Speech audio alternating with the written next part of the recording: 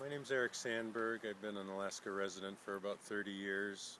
We're on the roadside, not far from Denali Park. Some friends and I were on our way to check out the sights, and we see a bunch of berries available for our delight. And what we've got here is high bush cranberries. They're easily picked because they come in such nice clusters and identified by the big flat seed within. The berries hang below the branch, and they're all coming from a central stem, as you could have seen there if I didn't tear it apart. This time of year the leaves are all gone, so they're standing out. I could see them from 100 yards away, and I thought this might be a good opportunity to show people how to take advantage of the bounty in our wonderful state here. These are also nice because they grow in bushes, as you can see, well up over your head. And look how quickly you can pick what will turn into a half-gallon bucket in no time.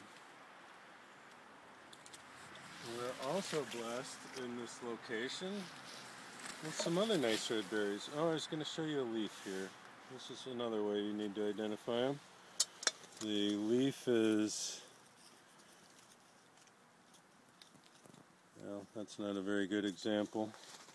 I had one out here. What did I do with it? I guess it got knocked off while I was picking. Here's one still attached, so we know it's the cranberry. It's got distinctive jagged edges, almost round.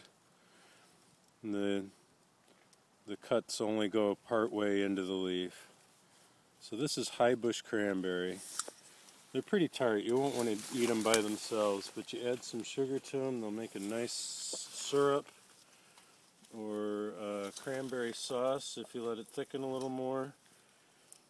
What I like to do is hang it in a bag and allow the clear syrup to run out and let that gel, and then what's left in the bag I'll squeeze, add a little bit of salt, and you got cranberry ketchup.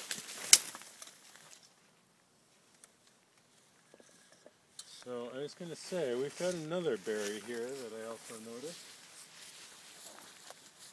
Also red. This is a little bit darker red. It's a red currant. They hang from a central stem also, but they're hanging off on different fronds and different elevations of the central stem. They also pick in a nice bundle. They're not quite as hardy though, so you'll be breaking up a few. And the seeds in them are small and hard. They get caught in your teeth a little bit. But these are a little sweeter to start out with, especially this time of year after they've been frosted a few times. And the leaves on these guys, oh, that's the tree above. We'll keep an eye out and find you a leaf. It's real similar to the high bush cranberry, except the leaves are quite a bit smaller and the lobes are more defined. Here we go. There's a cranberry leaf for you. Real similar in shape. The cuts into the leaf are a little bit deeper proportionately. And another thing about the cranberry, you can recognize it as you're walking through the forest because it's got a real pungent, sour kind of smell. Before you even step on a plant or break a berry, you can smell them. So, I guess that's it for segment one. We'll pick a few more, and when we get home, we'll be by the stove. We'll cook them up and show you what you can make out of them. How's that for 5 minutes of picking?